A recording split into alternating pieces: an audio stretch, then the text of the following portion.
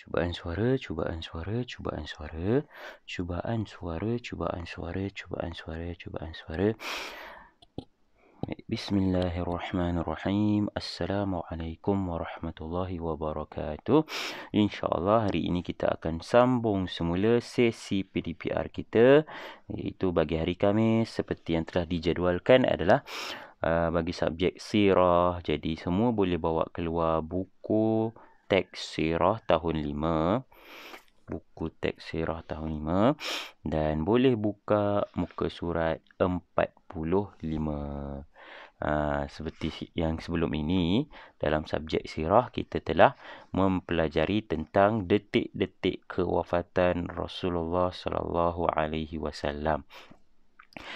Ketika itu, setelah kewafatan Rasulullah sallallahu alaihi wasallam, umat Islam ketika itu seperti sudah hilang arah kerana tiada pemimpin yang dapat memimpin mereka ketika itu seperti yang telah dipimpin oleh Rasulullah sallallahu alaihi wasallam.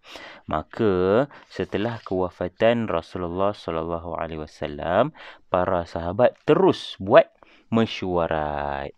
Terus buat mesyuarat bagi melantik pemimpin yang akan menggantikan Nabi Muhammad sallallahu alaihi wasallam ketika itu, menjadi pemimpin yang akan memimpin umat Islam pada ketika itu. Mereka pun buatlah mesyuarat dan akhirnya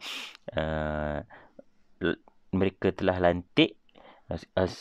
Di ketika itu adalah beberapa nama yang muncul, yang dinaikkan, dan akhirnya mereka telah melantik Sayyidina Abu Bakar As-Siddiq radhiyallahu an sebagai khalifah pertama selepas kewafatan Rasulullah sallallahu alaihi wasallam. Okey, untuk makluman kamu, Ustaz nak bagi tahu ya.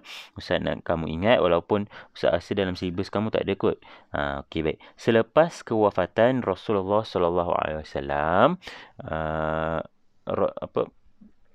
umat Islam di ketika itu telah dipimpin oleh 4 orang sahabat, yang mana mereka akan mengikut terutan lah.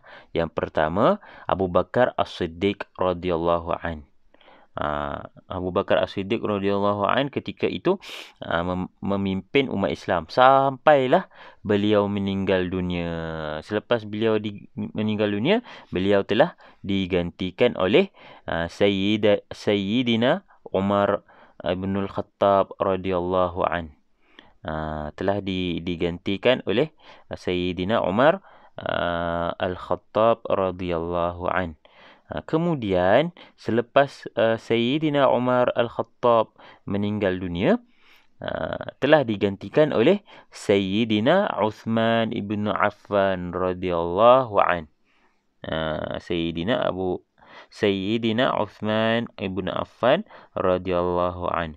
Kemudian selepas kematian Sayyidina Uthman ibn Affan radhiyallahu an, siapa yang ganti? Tempat pemimpin Islam ketika itu digantikan oleh Sayyidina Ali karamallahu wajhah, sepupu Nabi dan juga merangkap menantu Nabi ketika itu. Jadi beliaulah pemimpin terakhir yang digelar sebagai Khulafa Ar-Rashidin. 4 orang. 4 orang khalifah yang memimpin selepas kewafatan Rasulullah sallallahu alaihi wasallam. Baik, kejap ya. Okey, baik, kita boleh sambung bacaan kita. Tadi Ustaz cerita sedikit kan, selepas kewafatan Rasulullah, tempat, maknanya pemimpin umat Islam ketika itu telah digantikan oleh 4 orang sahabat. Selepas kewafatan Rasulullah sebagai pemimpin, maka 4 orang sahabat inilah yang menggantikan tempat bagi memimpin umat Islam ketika itu. Yang pertama siapa? Abu Bakar As-Siddiq radhiyallahu an. Sahabat paling rapat Rasulullah sallallahu alaihi wasallam. Yang kedua, selepas Sayyidina Abu Bakar, Sayyidina Umar ibn Affan radhiyallahu an. Selepas kematian Sayyidina Umar ibn Affan radhiyallahu an, digantikan oleh siapa? Digantikan oleh Sayyidina Uthman radhiyallahu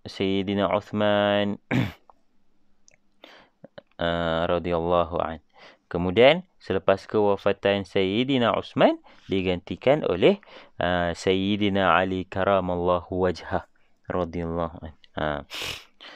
Beliau merupakan sepupu Nabi merangkap menantu Nabi. Jadi ingat 4 orang itu. 4 orang nama itu. Okey, baik. Kita sambung bacaan. Okey. Kita baca tajuk dahulu. Penentuan khalifah pertama selepas Rasulullah sallallahu alaihi wasallam. Okey, baik. Kita tengok ada biodata sikit dekat sini. Biodata siapa? Biodata Sayyidina Abu Bakar. Okay, sama-sama kita baca biodata Sayyidina Abu Bakar. Nama asal Sayyidina Abu Bakar radhiyallahu anhu ialah Abdullah bin Abi Quhafah. Okey, gariskan nama sebenar Abu Bakar As-Siddiq. Abdullah bin Abi Quhafah. Abu Bakar tu apa? Nama apa? Nama gelaran bagi ini nama sebenarnya Abdullah bin Abi Quhafah. Nama sebenarnya Abdullah bin Abi Quhafah. Tetapi orang panggil dan Nabi sendiri panggil Abu Bakar As-Siddiq. Okey, baik. Kita sambung lagi. Ayahanda beliau bernama Abu Quhafah bin Amir bin Ka'ab bin Sa'ad bin Tim bin Marrah At-Tamiyah Al-Qarishi. Ini susu galunya. Abu Quhafah nama ayahnya, sambung kepada Amir nama atuknya, Ka'ab nama moyangnya, Sa'ad ni pun nama moyang yang atas lagi, Tim pun nama moyang atas lagi, Marrah At-Tamiyah Al-Qurashi ni moyang dia paling atas sekali. Kalau orang Arab memang macam tu, dia suka kalau letak nama, dia suka letak panjang-panjang. Bukan panjang-panjang nama dia saja, dia suka letak nama atuk, nama moyang itu. Itu adalah apa orang kata budaya orang Arab. Kalau nama contohnya nama kamu siapa? Abdullah. Bin apa? Bin Abu Quhafah. Bin apa lagi? Bin Amir. Bin apa lagi? Bin Ka'ab. Sampailah atuk sampai moyang dia. Memang itu adalah budaya orang Arab sebab dia nak tahu ini keturunan siapa. Itulah kelebihan orang Arab. Okey, baik, kita teruskan lagi. Bonda beliau bernama Salma binti Sahrain bin Umar. Beliau berketurunan bangsawan Quraisy. Sayyidina Abu Bakar As-Siddiq ini merupakan salah seorang orang-orang kaya ketika awal dakwah Nabi Muhammad, ketika di Mekah. Abu Bakar As-Siddiq ni adalah salah seorang orang yang kaya ketika di Mekah dahulu, ketika masih lagi belum Islam. Abu Bakar As-Siddiq ni adalah orang yang kaya, orang keturunan kaya. Kalau dekat tanah Melayu ni kita panggil OKK, orang kaya-kaya. Okey, baik, kita teruskan lagi. Selepas beriman kepada Allah Ta'ala, beliau lebih dikenali sebagai Abu Bakar As-Siddiq. Gelaran Abu Bakar As-Siddiq ini ataupun nama panggilan Abu Bakar As-Siddiq ini telah digunakan oleh Sayyidina Abu Bakar As-Siddiq selepas beliau memeluk Islam. Okey, baik, kita teruskan lagi. Beliau dilahirkan pada tahun kedua, yakni tahun gajah. Okey. Kita teruskan lagi. Beliau menjadi sahabat karib Rasulullah sallallahu alaihi wasallam sejak kecil sebelum baginda dilantik menjadi utusan Allah Ta'ala. Beliau bekerja sebagai peniaga dan usahawan yang berjaya. Okay. Selepas beriman kepada agama Tauhid, beliau menumpukan usaha kepada dakwah Islam. Ketika Sayyidina Abu Bakar As-Siddiq belum lagi memeluk Islam, seperti yang Ustaz kata, beliau ni memang merupakan daripada golongan kaya. Keluarganya memang kaya, keturunannya memang kaya. Dan apakah pekerjaan Sayyidina Abu Bakar sebelum memeluk Islam? Pekerjaan beliau adalah seorang pedagang yang sangat berjaya, seorang peniaga, seorang usahawan yang sangat berjaya. Ramai di kalangan sahabat Nabi, sahabat Rasulullah SAW merupakan seorang peniaga yang amat berjaya. Tetapi selepas Sayyidina Abu Bakar As-Siddiq memeluk Islam, beliau memfokuskan segala usaha tenaganya kepada dakwah Islamiyah. Okey, baik, kita teruskan lagi. Sayyidina Abu Bakar As-Siddiq dilantik menjadi khalifah yang pertama dalam Islam selepas kewafatan Rasulullah sallallahu alaihi wasallam pada tahun 11 Hijrah bersamaan dengan 632 Masihi. Ini macam yang Ustaz sembangkan tadi. Selepas saja kewafatan Rasulullah SAW, mereka terus bermesyuarat untuk memilih pemimpin dalam kalangan mereka, dalam kalangan sahabat. Okey, teruskan lagi. Beliau memegang jawatan sebagai khalifah selama 2 tahun 3 bulan sahaja. 2 tahun 3 bulan sahaja. Sayyidina Abu Bakar radhiyallahu anhu meninggal dunia pada malam Selasa 23 Jamadil Akhir tahun 13 Hijrah ketika berusia 63 tahun dan disemadikan bersebelahan dengan maqam Nabi. Beliau merupakan sahabat Nabi paling karib sekali. Sebab itulah beliau dimakamkan di sebelah maqam Nabi. Kan sebelum ni Ustaz ada cerita, Ustaz lupa dah. Sebelah maqam Nabi itu maqam siapa? Sebenarnya sebelah maqam Nabi itu merupakan maqam Sayyidina Abu Bakar As-Siddiq. Mereka telah menanam ataupun membuat maqam bagi Sayyidina Abu Bakar bersebelahan dengan Rasulullah sallallahu alaihi wasallam, bersebelahan dengan maqam Rasulullah sallallahu alaihi wasallam. Kerana apa? Kerana Sayyidina Abu Bakar As-Siddiq ini merupakan sahabat paling karib Nabi. Sahabat paling karib Nabi. Okey, dan info Ustaz nak ingatkan semula, Sayyidina Abu Bakar As-Siddiq ini merupakan sahabat paling karib Nabi. Bukan itu saja, beliau juga merupakan bapa mertua Nabi Muhammad sallallahu alaihi wasallam.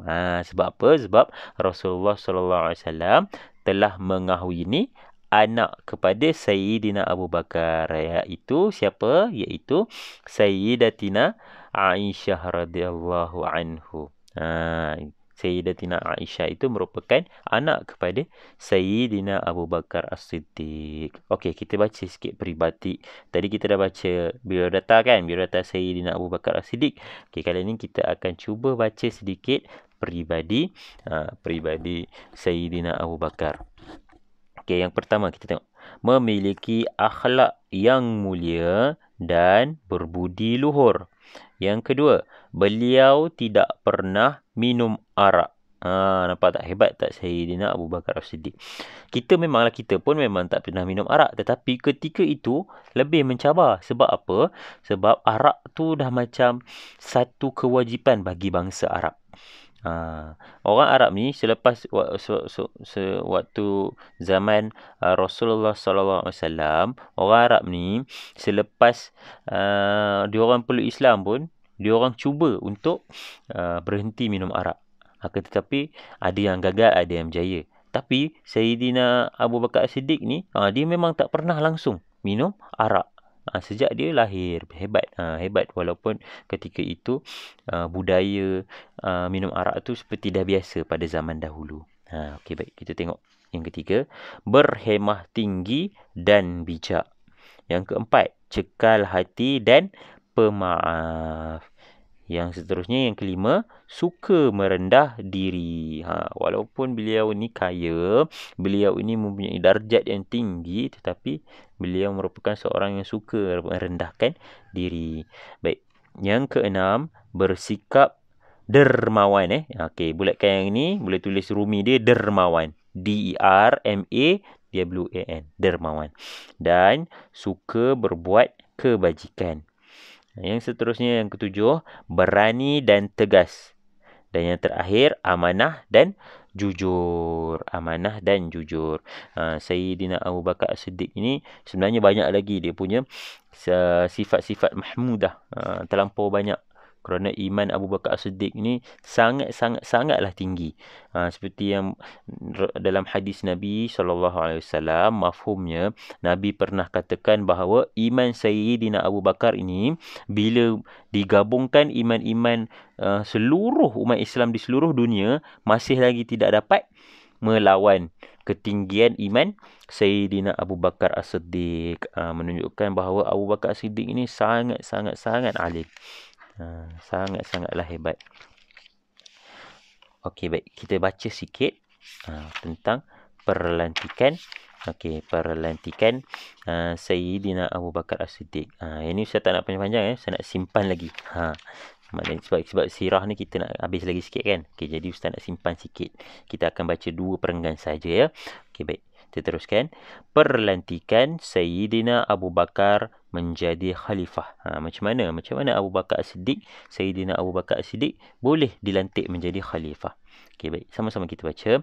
Rasulullah sallallahu alaihi wasallam wafat pada 12 Rabiul Awal tahun 11 Hijrah dengan tidak meninggalkan wasiat mengenai bakal pemimpin umat Islam. Ketika Nabi Muhammad SAW wafat, ketika itu Nabi tak ada pun bagi tahu siapa yang akan menjadi pemimpin selepas Rasulullah. Jadi semua orang kelirulah siapa nak jadi pemimpin. Betul tak? Sebabnya sebenarnya Nabi ada sebab tertentu kenapa Nabi tidak melantik sesiapa pun menjadi khalifah ketika itu. Kerana Nabi nak umat Islam bermuafakat, bermusyawarah. Sebab itulah Nabi tidak meninggalkan wasiat. Nabi tidak meninggalkan pesanan bahawa siapa yang akan menjadi pemimpin ketika itu selepas kewafatan Rasulullah. Okey, baik, kita sambung lagi. 3 kumpulan utama, iaitu kaum Muhajirin, Ansar dan Bani Hashim, masing-masing berpendapat bahawa orang yang paling layak untuk menjadi pemimpin ialah daripada kaum mereka. Ketika itu masih lagi ada 3 kaum. Kaum Muhajirin, kaum Ansar dan juga kaum Bani Hashim. Ingat tak lagi siapa Muhajirin? Orang Muhajirin adalah orang-orang yang berhijrah dengan Nabi dari Mekah ke Madinah. Ingat tak peristiwa hijrah Nabi daripada kota Madinah ke kota Mekah? Jadi orang yang daripada Mekah yang ikut Nabi berhijrah ke Madinah itu kita panggil sebagai orang-orang Muhajirin. Okey, orang Ansar pula siapa? Orang Ansar ialah orang asal Madinah. Orang asal kota Madinah yang menyambut orang-orang Muhajirin, yang menyambut Rasulullah dengan orang-orang Muhajirin. Dan Bani Hashim ni pula siapa? Bani Hashim ini sebenarnya adalah daripada keturunan Nabi Muhammad sallallahu alaihi wasallam. Nabi Muhammad sallallahu alaihi wasallam kan berketurunan Bani Hashim. Ingat tak? Nabi Muhammad berketurunan Bani Hashim. Jadi, ketiga-tiga kumpulan ni, orang Muhajirin, orang Ansar dan juga Bani Hashim, ketiga-tiga berpendapat bahawa yang layak menggantikan Rasulullah sallallahu alaihi wasallam sebagai pemimpin Islam adalah dari kalangan mereka. Orang Muhajirin kata mereka lebih layak. Golongan orang-orang daripada mereka lebih layak. Kemudian orang Ansar pun kata, mana boleh, dalam kumpulan kami lah lebih layak. Dan orang keturunan Bani Hashim pun kata, mana boleh, kami adalah keturunan Nabi, jadi kamilah yang lebih layak. Ketiga-tiganya berpendapat bahawa mereka lebih layak untuk menjadi pemimpin. Tapi tak bergaduh lah. Mereka cuma berbincang secara elok. Okey, baik. Kita teruskan lagi. Kaum Muhajirin melihat ada 3 tokoh utama daripada kaum mereka. iaitu Sayyidina Abu Bakar As-Siddiq, Sayyidina Umar Al-Khattab dan Abu Ubaidah Al-Jarrah. Ketiga-tiga ni merupakan sahabat Nabi yang hebat-hebat belaka. Okey, baik, kita teruskan lagi. Kaum Ansar menjelaskan bahawa ada 3 tokoh daripada kalangan kaum mereka yang layak dilantik menjadi pemimpin, iaitu Sa'ad bin Ubadah, Habbab bin Al-Munzir dan Bashir bin Sa'ad. Bani Hashim pun sama. Bani Hashim pun kata ada beberapa tokoh yang layak dalam kalangan mereka. Okay, Bani Hashim menegaskan bahawa Sayyidina Ali bin Abi Talib merupakan orang yang paling layak menjadi khalifah. Ketiga-tiga kaum tadi, ketiga-tiga kumpulan tadi telah mencadangkan nama-nama yang layak dalam kalangan mereka. Okey, baik, tak apa. Kali ini kita habiskan 2 perenggan saja dulu. Untuk minggu hadapan kita akan habiskan terus satu tajuk. Okey, baik. Kerja kamu hari ini mudah saja. Ustaz nak kamu buka buku tulis sirah tahun 5. Kemudian salin ini saja, peribadi Sayyidina Abu Bakar As-Siddiq dalam kotak. Jangan lupa tulis tulis hari dan juga tarikh. Kemudian barulah awak salin yang ini. Muka surat 45 ni ya. Okey, baik, itu saja untuk hari ini. Wassalamualaikum warahmatullahi wabarakatuh.